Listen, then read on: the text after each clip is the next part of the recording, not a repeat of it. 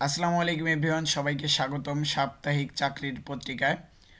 আমরা এক নজরে এই সপ্তাহের যে চলতি সার্কুলারগুলো রয়েছে এগুলো দেখে নিব। তো চলুন শুরু করা যাক।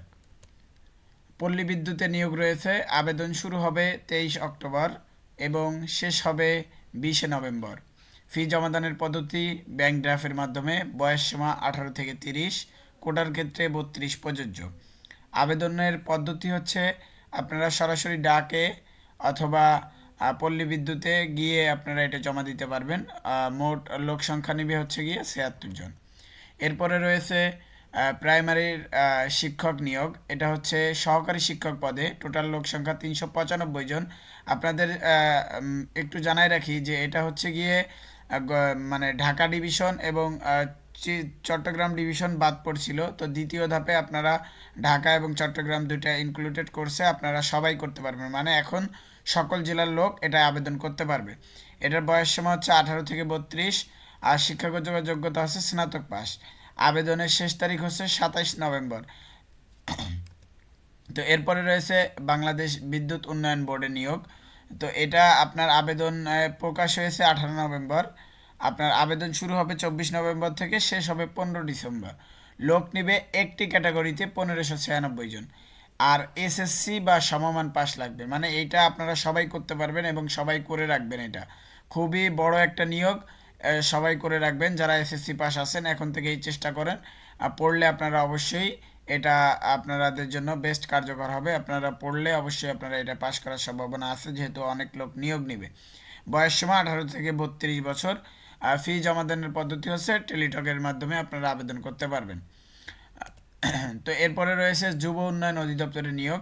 এখানে একটি ক্যাটাগরিতে মোট 90 জনকে নিবে, মানে পদ সংখ্যা একটা। বয়স হচ্ছে 18 থেকে 32, শিক্ষাগত যোগ্যতা স্নাতক বা ডিগ্রি পাস। আবেদনের ফি জমাদান পদ্ধতি হচ্ছে টেলিটক।